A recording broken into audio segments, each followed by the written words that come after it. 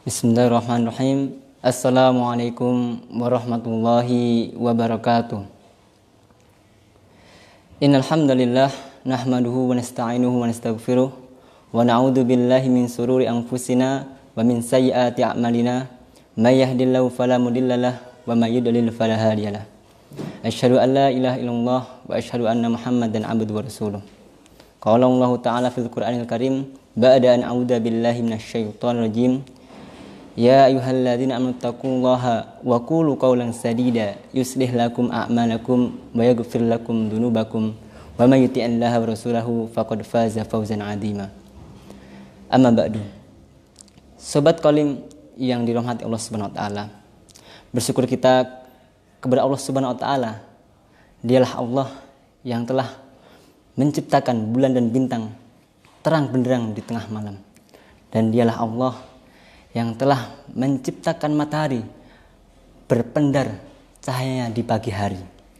Dan dialah Allah yang telah menciptakan hujan turun ke bumi untuk menumbuhkan tanaman-tanaman di bumi.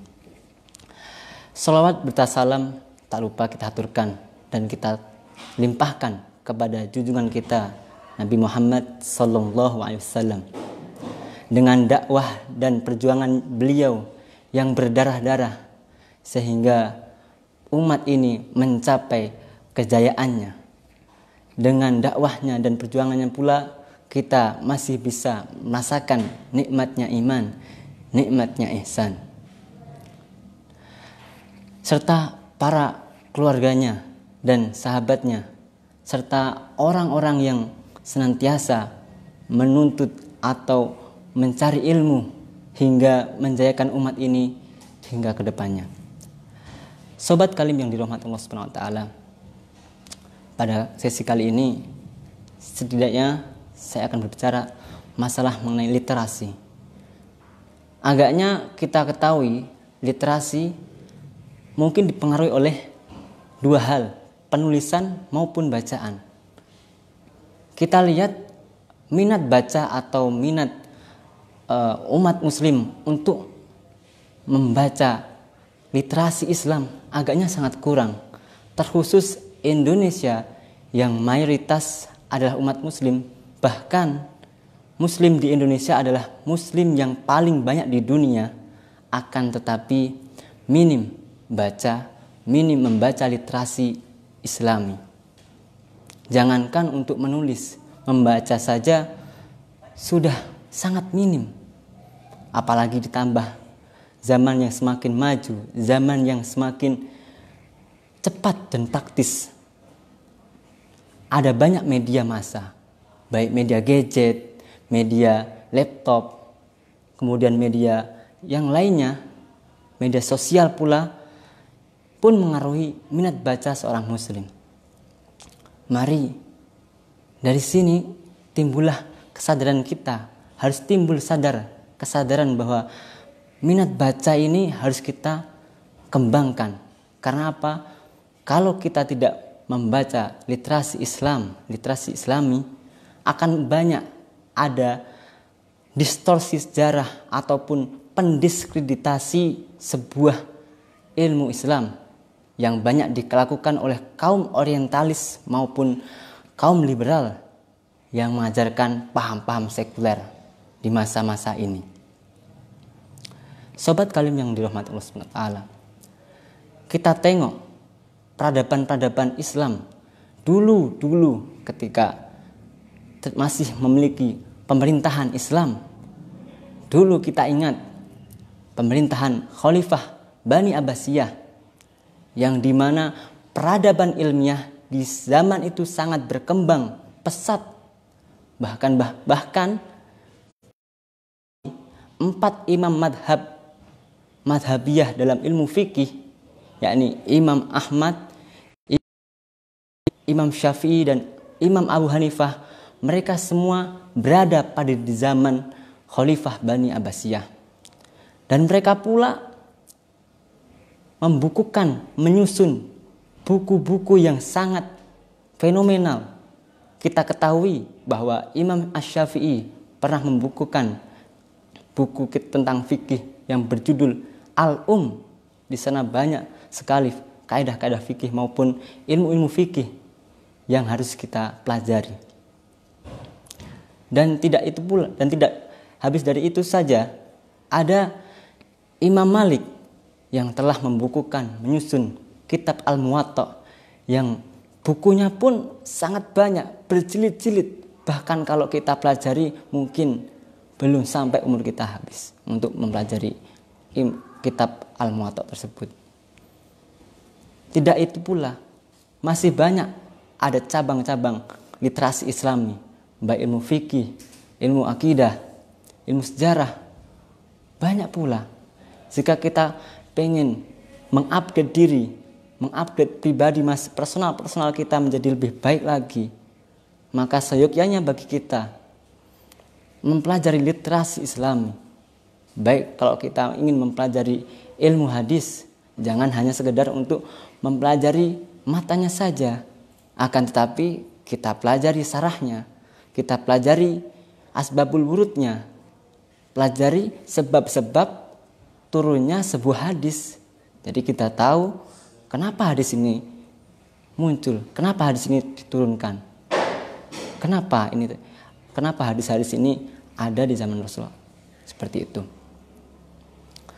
Dan juga tidak hanya berhenti di dalam ilmu hadis. Kalau kita ingin belajar Al-Quran, jangan hanya berhenti untuk membaca artinya saja, akan tetapi kita pelajari tafsirnya, pelajari asbabun nuzul, sebab-sebab turun ayat, dan juga ulumul Quran. Banyak dari kalangan salafus soleh yang telah membukukan kitab-kitab tebal, kitab-kitab yang berjilid banyak. Misalkan saja ulama Indonesia, Profesor Dr. Buya Hamka yang telah menyusun sebuah tafsir yang berjudul Tafsir Al-Azhar, di mana beliau ketika itu dalam keadaan di penjara, tapi beliau tetap produktif hingga akhirnya mencetuskan atau membukukan sebuah kitab tafsir yang berjudul Al-Azhar. Ada pula tafsir yang bagus untuk kita baca, Tafsir Al-Azim karya Ibnu Katsir. Ada pula tafsir yang lain, karena setiap tafsir itu berbeda-beda cirinya. Ada yang mengunggulkan tafsir bil maksur, ada yang mengunggulkan tafsir bil ra'i, dan ada yang mengunggulkan tafsir dengan hadisnya. Jadi tinggal kita yang memilih, mau pilih yang mana. Pilih tafsir yang bil maksur, atau tafsir yang dengan hadis, atau tafsir bil ra'i. Banyak pilihannya. Agaknya minat membaca ini layaknya kita sadari dan kita upayakan agar bisa membaca. Karena kita ketahui dulu sebelum Indonesia merdeka, banyak para orientalis yang mendistorsikan sejarah Islam. Sebut saja Snok Horgenje. Dia adalah seorang orientalis dari Belanda, juga atas usulan kolonialisme Belanda yang masuk ke tubuh muslimin, berpura-pura masuk Islam, kemudian meluluh lantahkan perlawanan rakyat Aceh yang dipimpin oleh Cut Nyak Dien.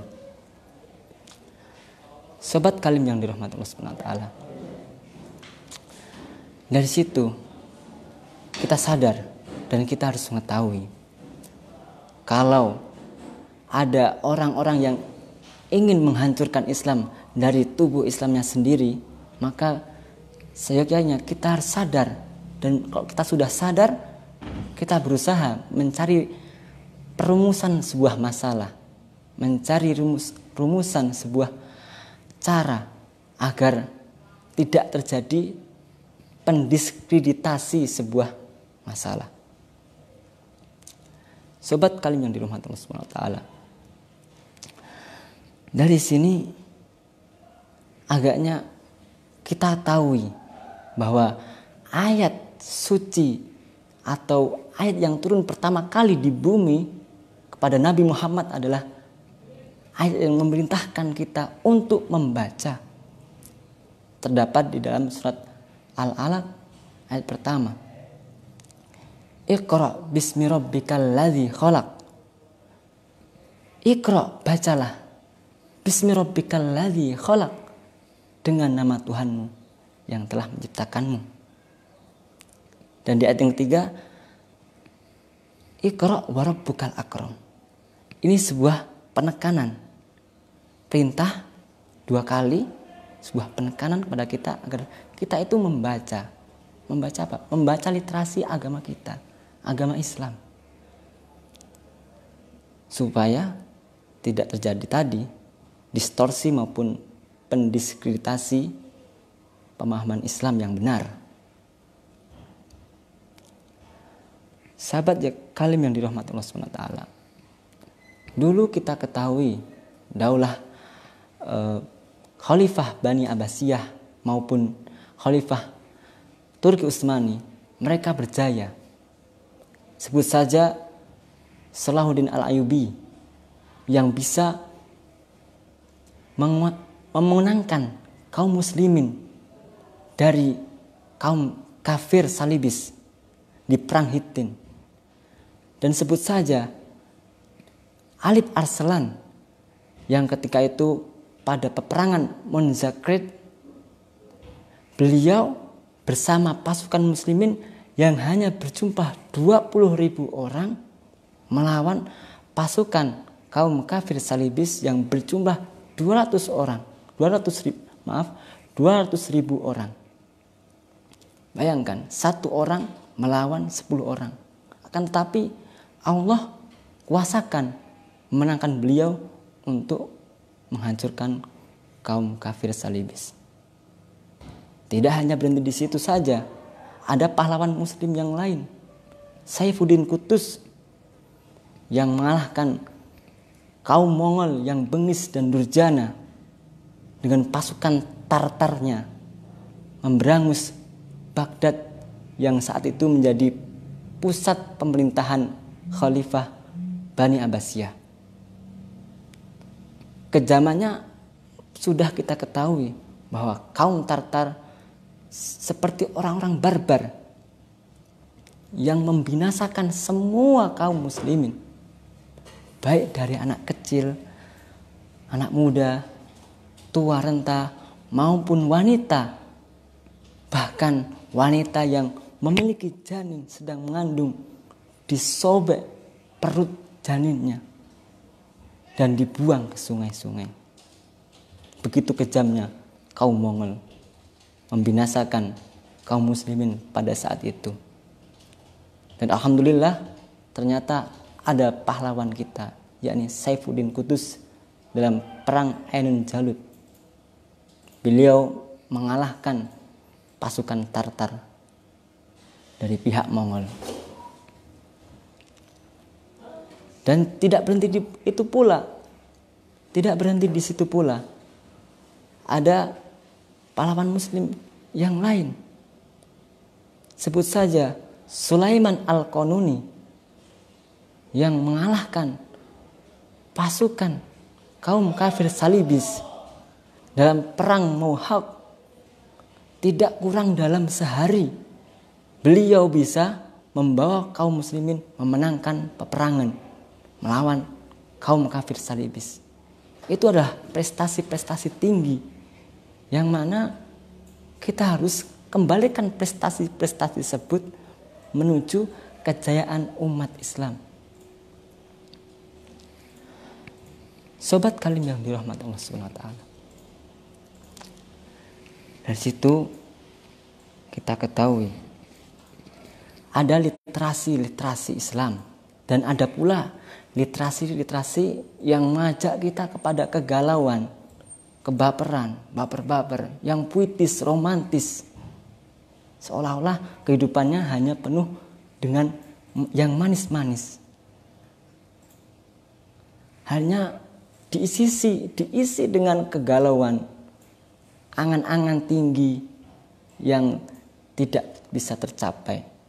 hanya di benak saja, akan tetapi tidak terrealisasikan dalam pelaksanaannya. Banyak sekarang media-media mainstream yang mengembangkan puisi yang romantis, bahkan ada stand up comedy yang romantis, youtuber yang hanya sekedar tentang kegalauan atau kebaperan, yang ujung-ujungnya waktu kita tersita, waktu kita habis hanya untuk puisi-puisi yang atau literasi-literasi yang membuat umur kita habis ditelan masa, tak berguna apa-apa. Jadi maka kita tinggal pilih literasi Islami atau pilih literasi puitis yang romantis, yang hanya mencerahkan hati kita, yang membuat hati kita gundah gulana, resah, gelisah, yang tak berkesudahan. Atau literasi Islami yang mendatangkan pahala untuk kita, yang mengembalikan kita menuju kejayaan umat Islam untuk sejaya-jayanya. Sobat Kalim yang dirahmati Allah SWT, kalau kita pengen menjadi agen of change atau agen sebuah perubahan, agaknya dan seyogyanya bagi kita mempelajari literasi-literasi sejarah atau literasi-literasi Islami yang lainnya, agar untuk menyongsong kejayaan umat Islam ini paripurna, sempurna, tidak tara. Karena kalau tidak dimulai dari pendidikan, tidak dimulai dari sebuah keilmuan, mana mungkin sebuah negara itu bisa maju, bisa menemukan penemuan atau hipotesis. Tidak mungkin tanpa adanya sebuah ilmu. Dan ilmu kadang harus diperoleh dari majelis taklim ataupun dari kita membaca sendiri. Karena dengan membaca sendiri kita berperan aktif. Kita berperan aktif membaca tulisan, sehingga otak atau pikiran kita juga jalan, tidak hanya sekedar mendengarkan atau melihat. Jadi kita berperan aktif dalam membaca. Setelah membaca, banyak perbendaharaan kosakata yang akan kita miliki, baik kata-kata yang asing maupun kata-kata yang sering kita gunakan. Kita menjadi lancar dalam berbicara, lancar untuk mengajak kepada kebaikan, lancar berbicara dalam mengajak kebaikan dan mencegah kepada keburukan. Sahabat Kalim yang dirahmati Allah, bisa kita lihat keindahan Islam. Keindahan Islam kita bisa melihat tanpa harus kita menuju pada zamannya. Dengan apa? Dengan literasi. Kita membaca sejarah-sejarah seperti tadi, Perang Hittin, Perang Manjekert, serta indahnya Islam, indahnya syariat Islam, tanpa harus ke sana, ke zaman dulu. Tapi kita bisa membacanya berulang-ulang kali, setiap saat, setiap waktu. Mungkin boleh lewat media mainstream seperti medsos, akan tetapi itu kurang maksimal. Kadang ketika kuota kita habis ataupun baterai kita lowbat, itu kan menjadi masalah tersendiri. Makanya mari perbanyak mengkoleksi buku, membeli buku yang menurut kita cocok untuk menambah literasi keislaman kita. Sama halnya kita belajar tentang Islam juga akan mendapatkan pahala dari Allah Subhanahu wa taala. Sahabat Kalim yang dirahmati Allah Subhanahu wa taala, keindahan Islam bisa kita tengok dan bisa kita lihat dari literasi, yang mana literasi-literasi ini harus kita kembangkan.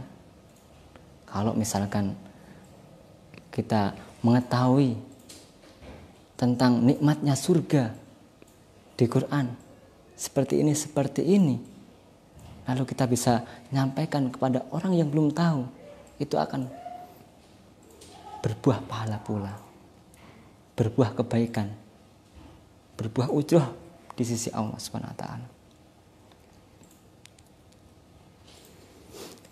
Dari sini, kalau kita ingin minat membaca kita semakin tinggi, ada kiat-kiat untuk menumbuhkan minat membaca maupun menulis kita. Dan ilmu yang harus kita kejar pertama adalah ilmu hal. Ilmu yang sekarang menjadi pokok urusan kita sebagai seorang muslim, apa sih? Ilmu yang harus saya pelajari, ilmu yang harus kita pelajari untuk pertama kali sebagai seorang muslim. Ilmu-ilmu tersebut yakni ilmu akidah, fikih. Kenapa kok harus akidah? Karena kalau kita mengaku seorang muslim, kita ini diperintah Allah Subhanahu wa taala untuk wafat dalam keadaan muslim, wafat dalam keadaan beriman kepada Allah Subhanahu wa taala. Percuma saja kalau kita sudah sedekah banyak, puluhan juta, ratusan juta, ataupun berbuat kebaikan sebanyak gunung, namun kita belum beriman, sama saja seperti orang kafir yang berbuat baik kepada orang lain. Nggak akan berarti di sisi Allah Subhanahu wa taala. Makanya setelah ilmu akidah, maka ada ilmu fikih. Gimana sih berislam kita dalam mengajarkan ibadah-ibadah? Misalkan saja seperti sholat. Kalau kita sudah beriman, bersyahadat kepada Allah SWT, namun kita belum tahu tentang gimana sih tata cara sholat, gimana sih tata cara haji, rukunya gimana, doanya seperti apa, maka hal ini menjadi wajib, ilmu fikih ini menjadi wajib bagi kita yang belum bisa untuk melaksanakan sholat seperti yang diperintahkan oleh Nabi SAW. Sobat Kalim yang dirahmati Allah SWT, ada kiat-kiat atau cara agar kita menjadi berminat untuk membaca ataupun menulis. Yang pertama adalah niat dari diri kita. Kalau sudah ada niat atau kesadaran dari diri kita untuk membaca atau menulis literasi Islam, maka itu adalah awal yang bagus, awal yang sangat dianjurkan seperti sabda Nabi, innamal a'malu binniyat. Sesungguhnya setiap amal itu pada niat, bergantung pada niat. Kalau dari awal saja sudah tidak ada niat atau minat untuk membaca ataupun menulis literasi Islam, sampai akhir pun hayat kita nggak akan ada hasrat untuk membaca ataupun menulis. Jadi diawali dengan niat dulu. Niat kita ingin membaca atau menulis literasi Islam. Dan yang kedua, mulai dari sedini mungkin. Dari sedini mungkin kita ajarkan pada adik-adik kita yang kecil. Mungkin mereka masih baru belajar Iqra. Tak apa, baru belajar Iqra. Itu juga menumbuhkan literasi Islami. Iqra, kemudian membaca yang lain. Ketika kita bahasa Indonesia, kita belajarkan mereka bahasa Indonesia yang belum bisa membaca. Kemudian kalau sudah naik tingkat levelnya SMP, SMA, kita tambah lagi materi-materinya. Kita tambah lagi porsinya. Karena belajar atau mengembangkan literasi tidak hanya berduduk di bangku sekolahan bangku perkuliahan, itu saja. Tetapi itu sampai ajal menjemput kita. Sama halnya menuntut ilmu. Belajar ilmu itu dari kita masih buayan, masih kecil, sampai ajal menjemput kita. Ada sebuah buku yang pernah saya baca yang berjudul Gila Membaca ala Ulama, terbitan salah satu penerbit di Solo. Buku ini agaknya menambah minat saya untuk membaca, menggali ilmu-ilmu tentang Islam, ilmu-ilmu tentang keagamaan Islam. Menyadarkan saya bahwa membaca ternyata sangat penting bagi seorang muslim. Kita bisa ambil contoh kalau kita nggak bisa membaca. Banyak di pedesaan sana yang masih buta huruf.